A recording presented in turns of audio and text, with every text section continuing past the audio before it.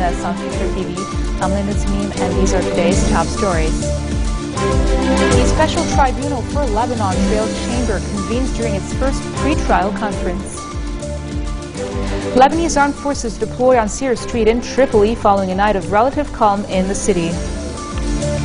And UN Syria peace envoy Lakhdar Brahimi meets with Foreign Minister Walid al-Muallim and representatives of Syria's fractured opposition parties in Damascus.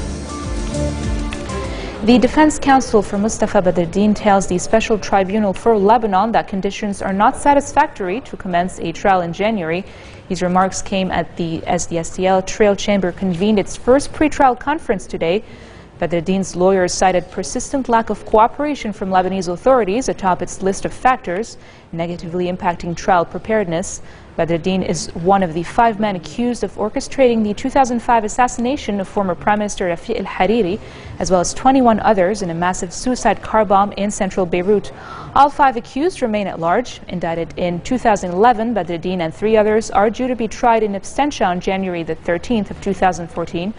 Trial arrangements for the 5th accused, Hassan Habib Mirai, who was indicted earlier this month, have not been finalized.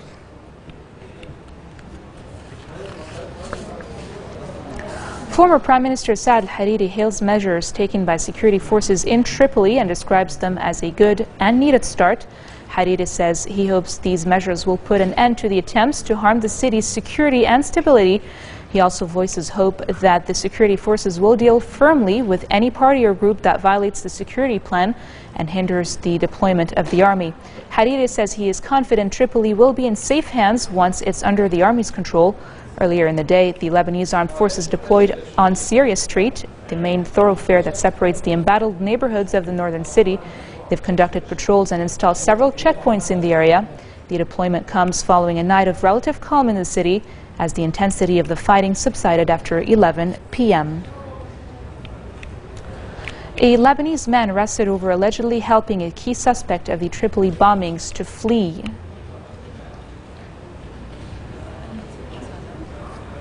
The country has been handed over to police for interrogation.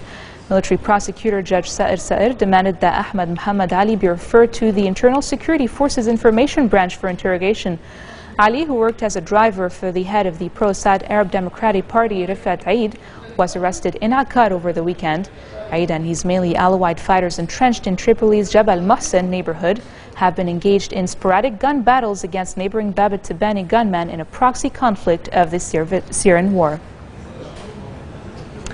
The bodies of 33 Lebanese who drowned off the Indonesian coast in a tragic boat accident last month will be returned to Lebanon on Thursday. A source says the bodies will arrive at Beirut's International Airport at 12:30 p.m. The national news agency says Joanna Qazi, the Lebanese chargé d'affaires in Jakarta, informed Foreign Minister Adnan Mansour about the date of arrival of the asylum seekers' bodies. The bodies will be accompanied by a delegation from Lebanon's High Relief Committee, headed by the committee's chairman, Brahim Bashir. 2 Lebanese who were on board the boat, a man and a child, remain missing, and a search is underway for them.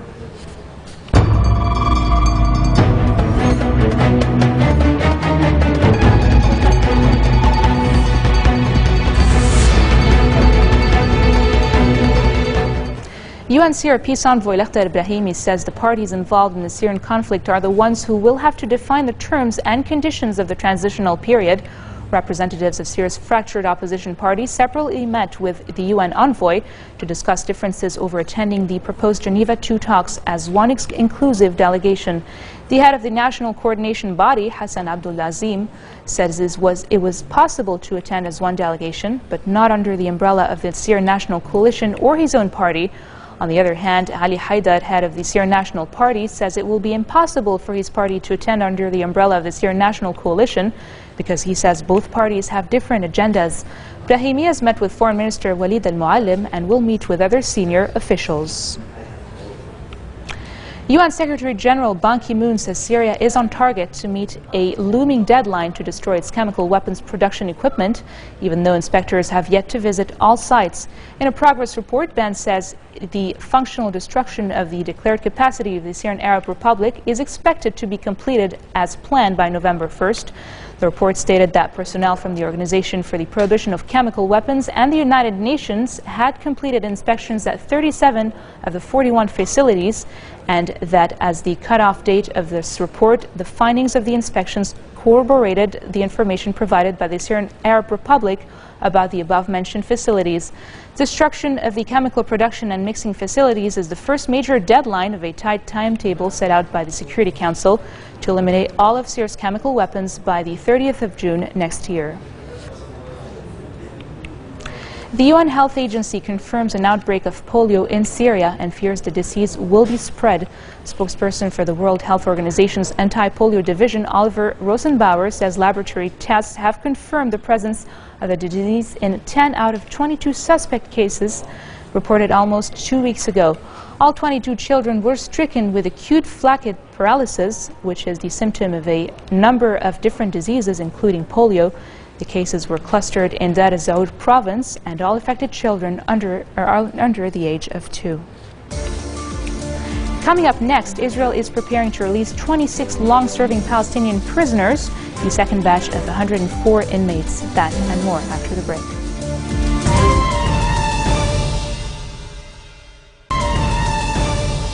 Welcome back. Israel is preparing to release 26 long-serving Palestinian prisoners, the second batch of 104 inmates who are to be freed in line with commitments to U.S.-brokered peace talks. The release, due to take place late tonight, will see 21 prisoners return to their homes in the West Bank and the remaining 5 returning home to the Hamas-run Gaza Strip. All were convicted for killing Israelis, with most of the attacks occurring before the 1993 Oslo Accords, which granted the Palestinians limited self-rule but failed to bring about an independent state. Of the 26, all but 2 prisoners were serving life sentences. Although Israel is currently engaged in direct peace talks with the Palestinians, relaunched in late July after a 3-year hiatus, the move has sparked tensions within Prime Minister Benjamin Netanyahu's coalition. Moving on to Egypt, the 3 judges presiding in the trial of Muslim Brotherhood chief Mohammed Badia and his aides withdrew from the proceedings, citing reasons of conscience. Badia and his 2 deputies, Khairat al-Shatr and Rashad al-Bayoumi, face charges related to the deaths of protesters who stormed the Brotherhood's Cairo headquarters on June the 30th. A total of 32 other defendants are being prosecuted along with Badia, Shatr and Bayoumi. None of the 35 were in the court today when the second session of their trial began. Sources say the defendants were not brought to the court for security reasons. U.S. Secretary of State John Kerry addresses the importance of decreasing the global threat of nuclear weapons through continued diplomatic efforts. Kerry is calling on North Korea and Iran to comply to international nuclear non-proliferation guidelines. Iran, Britain, China, France, Russia, the United States and Germany will meet in November 7th and 8th in Geneva. After a round of talks there earlier this month, Washington and its allies believe Tehran is developing the ability to make a nuclear weapon, but Tehran says the program is for generating power and medical devices. There's no reason to fear reducing the lower levels and reducing the capacity for other nations to feel that they have to join the crowd. Obviously, we are now facing a test of that. 2 tests, in North Korea and in Iran. And we are engaged, as the President has charged me to be and has welcomed an opportunity to try to put to test whether or not Iran really desires to pursue only a peaceful program and will submit to the standards of the international community in the effort to prove that to the world. Some have suggested that somehow there's something wrong with even putting that to the test. I suggest that the idea that the United States of America is a responsible nation to all of humankind would not explore that possibility would be the height of irresponsibility and dangerous in itself, and we will not succumb to those fear tactics and forces that suggest otherwise. U.S. President Barack Obama has declined to acknowledge whether he was aware of the National Security Agency was spying on the cell phones of several world leaders. During an interview with the new U.S. cable network Fusion, Obama said he will not address classified information, but stated that he has ordered a complete review of intelligence operations outside of the United States. The accusations have caused tensions between the United States and some of its closest traditional allies and could imperil a U.S.-European trade deal and transatlantic information sharing. Well, first of all, I'm not confirming a bunch of assumptions that have been made in the press.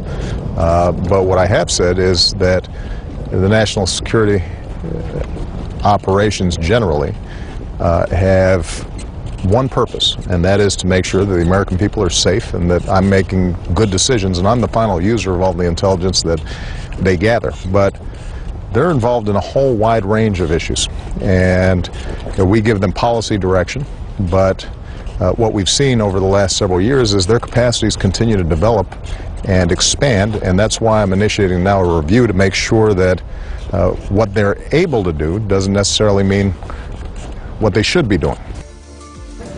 And now for a quick look at other news around the world. France was shocked after the discovery of an underfed and dehydrated baby girl who had been forced to live in a hidden car boot, possibly since birth.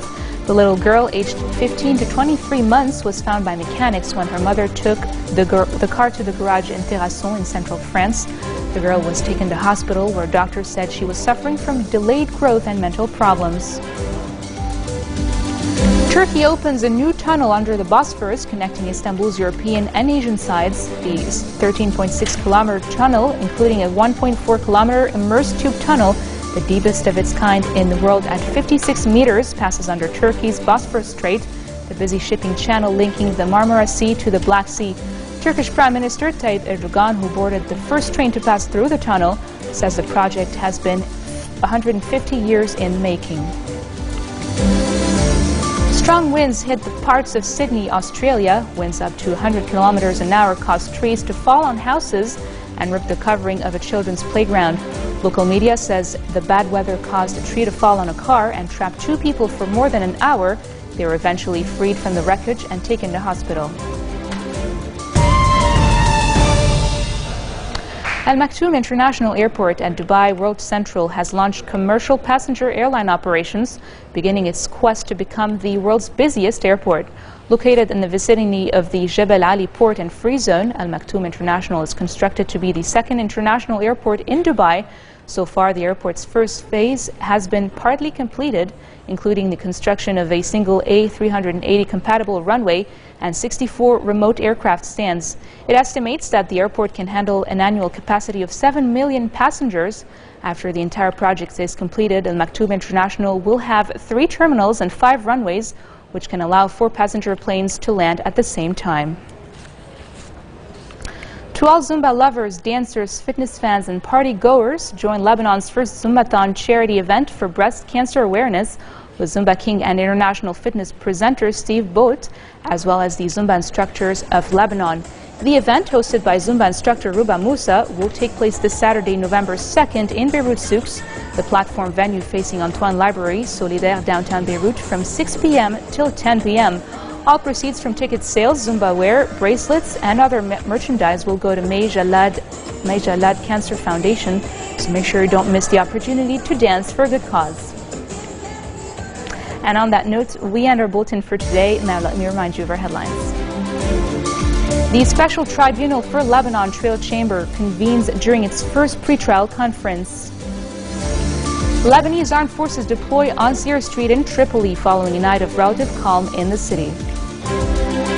And finally, UN Syria Peace Envoy Lakhdar Brahimi meets with Foreign Minister Walid al-Muallim and representatives of Syria's fractured opposition parties in Damascus. Those were today's headlines from us here at Future Television. Catch us again tomorrow, same time, for more of the world's top stories. Have a great evening.